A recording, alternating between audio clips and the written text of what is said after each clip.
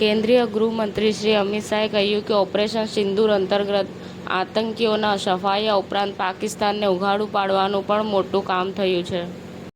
હૈદરાબાદમાં ઐતિહાસિક ચાર મીનાર નજીક ગુલઝાર હાઉસની એક ઇમારતમાં ભીષણ આગ લાગવાની ઘટના બની હતી. તમિલનાડુ રાજ્ય પરિવહન નિગમની એક બસ 20 ફૂટ ઊંડી ખીણમાં પડી, 30 મુસાફરો ઇજાગ્રસ્ત થયા. સીબીઆઈસીએ સન્ડે ઓન સાયકલની ઉજવણી કરી. જીએસટીના 8 વર્ષ પૂર્ણ થયાના ભાગરૂપે એક ફિટનેસ અને જીએસટી જાગૃત પહેલ કરવામાં આવી.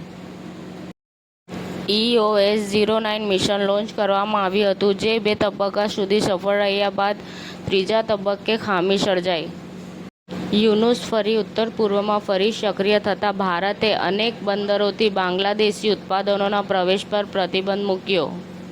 એએમપી અમદાવાદ ટીમ દ્વારા 17 મે 2025ના રોજ free mega career ground program યુવા પેઢીને યોગ્ય દિશામાં માર્ગદર્શન આપતો પ્રશંસનીય પ્રયાસ કરવામાં આવ્યો હતો.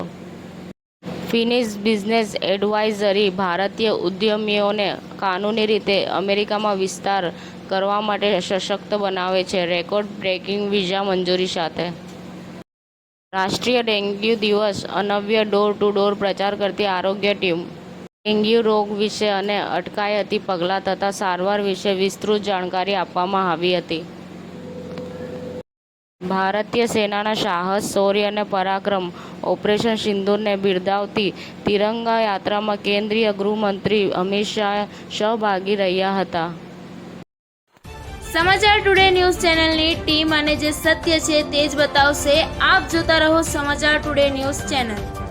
ગુજરાતની ધરતીનું ગુજરાતીઓ માટે જ, એટલે કે સમાચાર ટુડે ન્યૂઝ. અમારી સમાચાર ટુડે ન્યૂઝ ચેનલને લાઈક કરો, શેર કરો અને સબસ્ક્રાઇબ કરો અને જોડાયા રહો સમાચાર ટુડે ન્યૂઝ ચેનલ સાથે. મળશે દરરોજ ઇનામ જીતવાની તક.